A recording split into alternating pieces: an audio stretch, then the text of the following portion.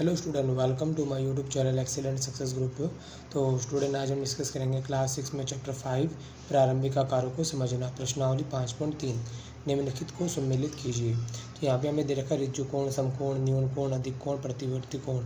तो हमें पहले इनको समझना होगा कि ये कोण किस किस के क्या बराबर होते हैं। ठीक है, इनकी डेफिनेशन को समझना होगा, तभी हम इनके आंसर दे पाएंगे। तो देखो, एक समकोण होता है 90 डिग्री का, और वैसे कितने के बराबर होता है? वो 1/4 घूर्णन के बराबर होता है। ये घूर्णन के बराबर किस तरीके से होता है वो मैं आपको समझा दूं।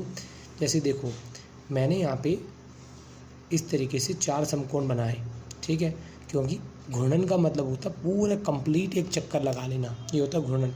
अब मान लो हम इस पॉइंट से चक्कर लगाना शुरू करते हैं। ये हमारा 90 डिग्री कोण है। ये हमने पहला चक्कर लगाया, पहला मोड़, ये दूसरा मोड़, तीसरा मोड़, चौथा मोड़, 4 मोड़ कंप्लीट करते हैं तो पूरा एक घूर्णन यहाँ पे कंप्लीट हो जाता है। ठीक है, यहाँ लिखता हूँ मैं, एक घूर्णन बराबर आया हमारे 4 मोड़ के। ठीक है, अब 4 मोड़ बोल लो या फिर 4 समकोण बोल लो, क्योंकि एक समकोण हुआ, 2 समकोण हुए, 3 समकोण हुए और 4 समकोण हुए। 4 मोड़ बोलो या 4 समकोण बोलो, एक ही बात है। हमें तो एक समकोण की वैल्यू निकालनी है। एक समकोण तो गुणा में 4 है, किस में आ जाएगा? डिवाइड में आ जाएगा। 1/4 घूर्णन के बराबर होगा। ठीक है, बात समझ में आई। वहीं पर देखो, ये तो समकोण की बात हुई। फिर हमारा ऋजु कोण। ऋजु कोण का मतलब होता है बिल्कुल सीधी लाइन, जो कि 180 डिग्री का एंगल होता है। एक ऋजु कोण बराबर होता है 2 समकोण के। किसके बराबर होता है? 2 समकोण के बराबर होता है। एक समकोण बराबर है 1/4 घूर्णन के।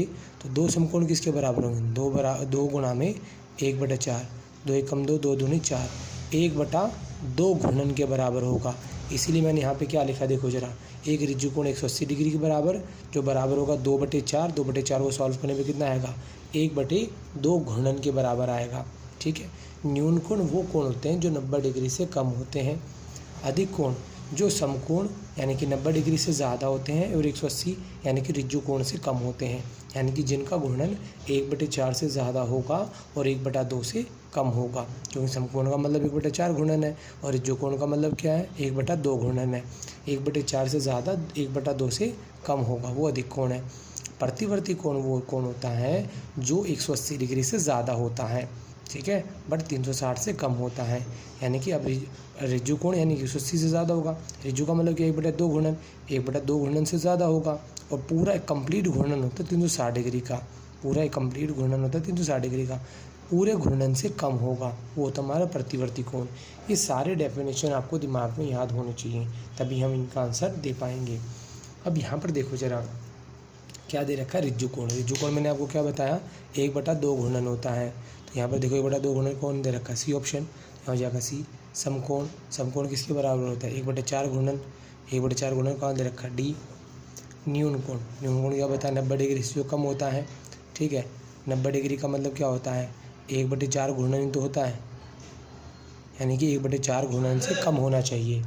तो अब मैंने दे रखा न्यून कोण मैंने क्या बताया? जो 1/4 से कम होगा, तो ये हमारा ऑप्शन ही हो जाएगा। अधिक कोण मैंने बताया जो 1/4 से ज़्यादा और 1/2 से कम होगा। 1/4 और 1/2 के बीच में होगा, जो ज़्यादा या बीच में बोलो, एक ही बात है। प्रतिवर्ती कोण जो 1/2 से तो ज़्यादा होगा और 1 घूर्णन से कम होगा, यानी इनके बीच में होना चाहिए, 1/2 और 1 घूर्णन के बीच में। तो यहाँ देखो ऑप्शन इसमें कौन सा मैच होगा हमारा?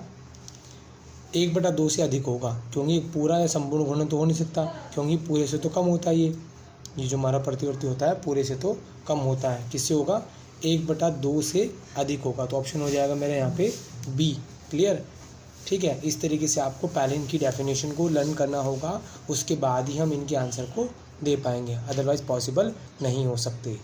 इसी के साथ हमारा क्वेश्चन नंबर 1 यहाँ पे कंप्लीट होता है। अब हम डिस्कस करेंगे क्वेश्चन नंबर 2 को डिस्कस करने से पहले मैं इनकी फिगर को भी थोड़ा सा आपको डिस्कस कर लेता हूँ। समकोण त्रिभुज हमेशा 90 डिग्री का कोण बनाता है और इसकी शेप बिल्कुल परफेक्ट एल बनती है। इस तरीके से ये एल बनाएंगे कुछ इस तरीके से। ठीक है, समकोण में ऋजु कोण बिल्कुल स्ट्रेट होता है 180 डिग्री का एंगल, चाहे इस तरीके से हो, चाहे ऐसे हो या ऐसे हो, बिल्कुल स्ट्रेट लाइन होगी ऋजु कोण की। न्यून कोण हमेशा वी शेप बनाता है, ठीक है, वी शेप जैसे मर्जी हो वी शेप ही बनेगी। अधिक कोण वी शेप, लेकिन इसका थोड़ा सा जो इसकी साइडें होती हैं थोड़ी ज़्यादा ओपन होती है, वी होती है बट ज़्यादा ओपन होती हैं इस तरीके की। ठीक है, ये पहचान होती है अधिक कोण की। और प्रतिवर्ती कोण में जो एंगल होता है हमारा वो बाहर की तरफ निकला होता है। जैसे कि मान लो प्रतिवर्ती में ये बाहर की तरफ एंगल इस तरीके से बना होगा, ये प्रतिवर्ती कोण की पहचान होगी। क्लियर। अब हमारा क्वेश्चन नंबर 2 इसी पे डिपेंड है। देखो जरा, यहाँ दे रखा निम्न में से प्रत्येक कोण को समकोण, ऋजु कोण, न्यून कोण, अधिक कोण, प्रतिवर्ती कोण में वर्गीकृत कीजिए। इसमें क्या बननी है? वी शेप बननी है। देखो मैंने आपको क्या बताया, वी शेप चाहे सीधी हो या उल्टी हो वो हमारा कौन सा कोण होगा? न्यून कोण होगा। तो इस वाले पार्ट का आंसर कौन हो जाएगा? हमारा न्यून कोण। ठीक है, यहाँ लिख दिया न्यून कोण। अब इसके बाद देखो हमारे यहाँ पे वी से थोड़ा ज़्यादा ओपन है, वी से ज़्यादा ओपन हो तो हमारा कौन सा कोण होता है? अधिक कोण होता है। ठीक है, जो वी से थोड़ा ज़्यादा ओपन होगा अधिक कोण, यहाँ लिख देंगे हम अधिक कोण। फिर अगला एंगल आता है हमारा सी। सी में देखो क्या बनना है, यहाँ पे एल बन रहा है हमारा, प्रॉपर एल बने तो ये हमारा कौन हो जाएगा? समकोण। ठीक, ये हमारा समकोण हो जाएगा। इसके बाद देखो एंगल का जो फेस है वो कहाँ बाहर की तरफ निकला हो, जब बाहर की तरफ निकला हो तो उसे बोलते हैं प्रतिवर्ती कोण। तो यहाँ लिख देते हैं प्रतिवर्ती कोण। क्लियर। यहाँ देखो बिल्कुल स्ट्रेट लाइन है, बिल्कुल स्ट्रेट लाइन हो जो हमारी सीधी लाइन होती है उसे क्या कहते हैं? ऋजु कोण कहते हैं। यहाँ लिख देंगे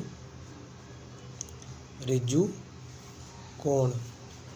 फिर अगला पार्ट क्या आता है हमारा? एफ। एफ में देखो यहाँ कौन बन रहा है हमारा? एक तरीके से वी बन रहा है, यहाँ पर भी क्या बनना है हमारा? वी बन रहा है। वी बने तो कौन सा कोण होगा? न्यून कोण होगा, न्यून कोण। ये हमारा क्वेश्चन नंबर 2 यहाँ पे कंप्लीट होता है। तो उम्मीद करता हूँ स्टूडेंट आपको क्वेश्चन समझ में आ गया होगा। अगर आपको वीडियो पसंद आए तो वीडियो को लाइक करें, शेयर करें, कमेंट करें और इस चैनल को जरूर सब्सक्राइब कर लें।